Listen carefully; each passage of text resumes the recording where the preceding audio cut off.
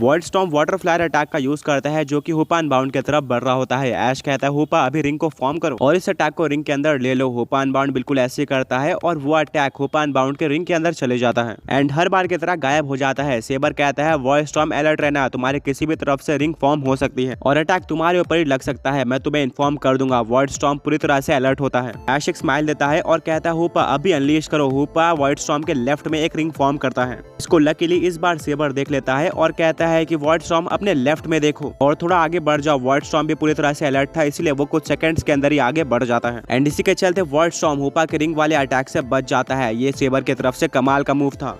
Old man कहते हैं amazing, sabre अपने गलतियों से सीख रहा है और अब उसने हूपा की स्ट्रेटजी को चकमा देना भी सीख लिया है। यही वो सेबर है जिसको मैं इतने टाइम से जानते आया हूँ। ये एक फास्ट लर्नर है और ऐश एक ही स्ट्रेटजी का इस्तेमाल करके कभी भी सेबर को डिफीट नहीं कर सकता। ऐश कहता है हूपा अभी इस्तेमाल करो शैडो बॉल अटैक। सेबर एक स्माइल देता है और कहता है यही तो मुझे चाहिए था। वर्ल्ड स्टॉर्म अभी हाइड्रो पंप का इस्तेमाल करो। हाइड्रो पंप और शैडो बॉल आपस में टकरा जाते हैं और दोनों की पावर लगभग इक्वल लग रही होती है। ऐश को अच्छी तरीके से पता था कि इसका मीनिंग क्या है। अगर शैडो बॉल वर्ल्ड स्टॉर्म को नहीं लग पाता है तो हूपा को ही 1/8 डैमेज पड़ेगा, बट ऐश ने ये जानते हुए भी काफी बड़ा रिस्क लिया था। एंड में दोनों अटैक पूरी तरह से वैनिश हो जाते हैं, यानी कि वर्ल्ड स्टॉर्म के ऊपर हूपा का शैडो बॉल नहीं लगता है एंड इससे हूपा को एक शॉक पड़ता है जिससे उसको दोबारा से 1/8 डैमेज पड़ता है। उसका बैलेंस भी बिगड़ जाता है बट वो दोबारा से अपने आप को किसी तरह से संभालता है। ऐश ये देखकर बहुत ज्यादा नर्वस हो जाता है क्योंकि वर्ल्ड स्टॉर्म के पास हूपा के अटैक डॉज करने के काफी सारी तरीके थे। ऐश कहता है कि हूपा हमें एक लास्ट रिजॉर्ट का इस्तेमाल करना ही होगा। अभी हाइपर स्पेस फ्यूरी ये सुनकर ब्रॉक, मिस्टी और सैना शॉक हो जाते हैं क्योंकि कुछ टाइम पहले ही ऐश ने सोचा था कि वो वर्ल्ड स्टॉर्म फ्यूरी का इस्तेमाल नहीं करेगा। वहीं पर दूसरी तरफ ओल्ड मैन सीरियस होते हैं। सेबर एक स्माइल देता है और कहता है कि अमेजिंग ऐश, तुम अपने स्ट्रेटजी के खिलाफ ही जा रहे हो। ये एक दो धारी तलवार हो सकती है। वर्ल्ड स्टॉर्म हमें भी रेडी रहना होगा। पिछले बार इसी अटैक के चलते तुम्हें बहुत ज्यादा डैमेज पड़ा था बट हाँ ऑब्वियसली इससे हूपा को भी नुकसान हुआ था। हूपा दो बड़ी बड़ी रिंग्स को फॉर्म कर देता है। ऐश कहता है ठीक है हूपा, अभी कुछ लेजेंडरी पोकेमॉन्स को स्पॉन कर दो जैसा कि ऐश का ऑर्डर था। उसी तरीके से हूपा को स्ट्रॉन्ग लेजेंडरी पोकेमॉन्स को स्पॉन कर देता है जैसे कि टेराकियन, कोबैलियन और विरिजियन। वहीं पर सीनो का क्रिएशन ट्रियो यानी कि डियाल्गा, पार्किया और गिराटिना, इनको हैंडल करना वर्ल्ड स्टॉर्म के लिए काफी मुश्किल होने वाला था। ऑल्सो ऐश अपने हूपा को ये भी कहता है कि इन पोकेमॉन्स को ऑर्डर दो कि ये ज्यादा से ज्यादा अटैक हिट करने की कोशिश करें। इनके अटैक्स मिस ना हो पाए क्योंकि हूपा इन पोकेमॉन्स के ओनर की तरह था, वो उनको सारे ऑर्डर दे सकता था एंड वो पोकेमॉन्स हूपा के ऑर्डर्स मानते भी है। आमतौर पर हूपा के स्पॉन किए हुए पोकेमॉन्स अंधाधुन अटैक करते हैं।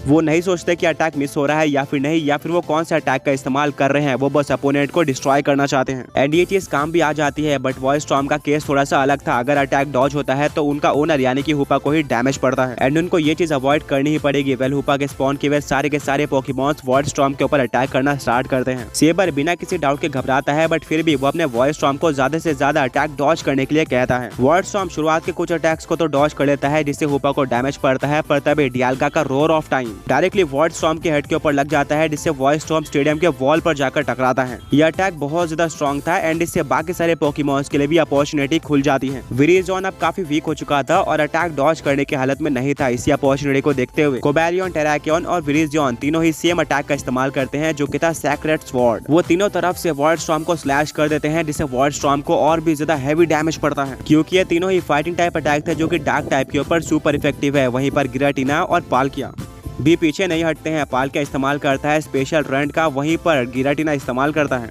शैडो फोर्स का। बट अनफॉर्चुनेटली इन दोनों पोकेमॉन्स की एक्यूरेसी अच्छी नहीं होती है एंड ये वर्ल्ड स्टॉर्म के ऊपर नहीं लगते हैं। स्टिल बाकी सारे अटैक्स के चलते वर्ल्ड स्टॉर्म के ऊपर एक बहुत ज्यादा बड़ा एक्सप्लोजन हो जाता है। जितने भी अटैक्स डॉज हुए थे उनसे हूपा को भी डैमेज पड़ता है। आगे बढ़ने से पहले पिछले पोकी क्विज के विनर्स गिरे हैं एंड आज का क्वेश्चन ये है कि जितनी भी बार वर्ल्ड स्टॉर्म हूपा के अटैक को डॉज करा था तो हूपा की एचपी कितनी कम हो रही थी। ऐश, उसके फ्रेंड्स, ओल्ड मैन और सेबर सभी लोग वेट कर रहे होते हैं वर्ल्ड स्टॉर्म के ऊपर से धुआं हटने का। तब ये काफी ज्यादा शॉकिंग चीज होती है। हूपा का बैलेंस बिगड़ जाता है और उसकी इतनी ज्यादा बड़ी बॉडी जमीन पर गिरने लगती है। ऐश कहता है हूपा ये नहीं हो सकता, क्या तुम ठीक हो? पर हूपा कोई भी रिस्पॉन्स नहीं देता है। हूपा के स्पॉन किए हुए पोकेमॉन्स भी रिंग के अंदर चले जाते हैं और हूपा की पूरी बॉडी जमीन पे गिर जाती है एंड वो रिटर्न आ जाता है अपने कन्फाइंड फॉर्म में। रेफरी चेक करता है और डिक्लेयर करता है कि हूपा आगे बैटल नहीं कर सकता। ऐश का फर्स्ट पोकेमॉन हार चुका है। ये देखकर ऐश काफी डिसअपॉइंटेड हो जाता है क्योंकि हूपा ने कमाल की परफॉर्मेंस दी थी एंड अगर वो आगे भी बैटल में बनी रहता तो डेफिनेटली सेबर के तीनों पोकेमॉन्स को डिफीट करने का दम रखता था, बट अभी भी पॉसिबिलिटी थी कि हूपा सेबर के 2 पोकेमॉन्स को डिफीट करके गया हो। हमें स्मोक के हटने का वेट करना होगा। धीरे धीरे करके स्मोक हटता है और हमें देखने को मिलता है कि वॉलस्टॉर्म भी जमीन पर गिरा हुआ है, उसकी आंख बंद है, बट फिर भी उसके बॉडी में कुछ मूवमेंट्स दिख रहे थे। वो खड़े होने की भी कोशिश करता है पर दोबारा जमीन पर गिर जाता है। एंड यहीं पर रेफरी कंफर्म कर देता है कि वॉलस्टॉर्म आगे बैटल करने के काबिल नहीं है, यानी कि सेबर का भी सेकंड पोकेमॉन हार चुका है। ये बैटल हूपा और वॉलस्टॉर्म के बीच में टाई हो चुकी है। अब सेबर के पास सिर्फ और सिर्फ एक पोकेमॉन बाकी है।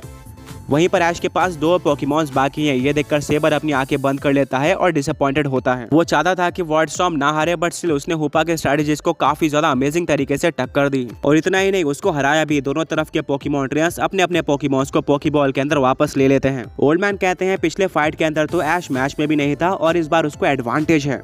अब उसके पास सेबर के एक पोकेमॉन को डिफीट करने के लिए पूरे के पूरे 2 पोकेमॉन से ऐश ये फाइट को जीत सकता है। ऐश अपने ग्रैंडपा के बात को सुनकर बहुत ज्यादा खुश होता है। उसके ग्रैंडपा को भरोसा था कि ऐश ये बैटल जीत सकता है। वहीं पर सेबर डिसअपॉइंटेड हो जाता है ये देखकर कि ग्रैंडपा ऐश को सपोर्ट कर रहे थे, जबकि सेबर भी ऐश के ग्रैंडपा की काफी रिस्पेक्ट किया करता था। ओल्ड मैन एक स्माइल देते हैं और कहते हैं सेबर तुम्हें दुखी होने की जरूरत नहीं है, मैं तुम्हें भी सपोर्ट कर रहा हूँ। इतने टाइम बाद तुम्हें बैल करते हुए देखकर मैं काफी खुश हूँ, बट स्टिल मैं अपने ग्रैंड सन को सपोर्ट कर रहा हूँ। अगर ऐश के अलावा तुम्हारे सामने कोई और पोकेमॉन ट्रेनर होता तो डेफिनेटली मैं तुम्हारे साइड होता। सेबर भी ओल्ड मैन के बात को समझ सकता था एंड अब वो अपने 3rd पोकेबॉल को बाहर निकाल कर कहता है कि ऐश जैसा कि मैंने सोचा था, तुमने इस पूरे के पूरे फाइट के अंदर काफी ज्यादा रोमांच भर दिया है। हाँ, बड़े लेवल्स पर मुझे काफी सारे स्ट्रॉन्ग पोकेमॉन ट्रेनर्स देखने को मिले थे, पर चैंपियन जिम लीडर के लेवल पर मुझे इतना ज्यादा डेस्परेट नहीं होना पड़ा था और इसी में तो मजा है। अब मेरा 3rd पोकेमॉन तुम्हें डिस्ट्रॉय करने के लिए रेडी है। ओल्ड मैन अपने मन में ही सोचते हैं कि सेबर के 3rd पोकेमॉन को हराना बिल्कुल भी आसान नहीं होगा। ऐश भी अपने प्लान के अकॉर्डिंग 2nd पोकेबॉल को बाहर निकालता है, जो कि ब्रॉक, मिस्ट्री, साइना और ओल्ड मैन सभी ने सिलेक्ट किया था। दोनों पोकेमॉन ट्रेनर्स अपने अपने पोकेबॉल को एक साथ थ्रो करते हैं। ऐश के पोकेबॉल से बाहर आता है नॉर्मल टाइप का गॉड पोकेमॉन आर्सियस। वहीं पर सेबर के पोकेबॉल से एक आइस टाइप का लेजेंडरी पोकेमॉन बाहर आता है, जो कि दिखने में स्ट्रॉन्ग लग रहा था। इसके बारे में और भी इन्फॉर्मेशन लेने के लिए ऐश अपने पोकेडेक्स को बाहर निकालता है, जिससे उसको पता चलता है कि एक आइस और घोस्ट टाइप का लेजेंडरी है जिसका नाम स्केडियस है। ओल्ड मैन कहते हैं मैं वेट कर रहा था स्केडियस के बाहर आने का। ये सेबर का एज पोकेमॉन है जिसने अपने जर्नी में काफी सारे रिकॉर्ड्स बनाए हैं और बहुत सारे स्ट्रॉन्ग पोकेमॉन्स को डिफीट करके सेबर को इंपॉर्टेंट बैटल जिताई है। ब्रॉक कहता है क्या रिकॉर्ड्स, क्या आप बता सकते हो कि इसने कैसे रिकॉर्ड्स बनाए हैं?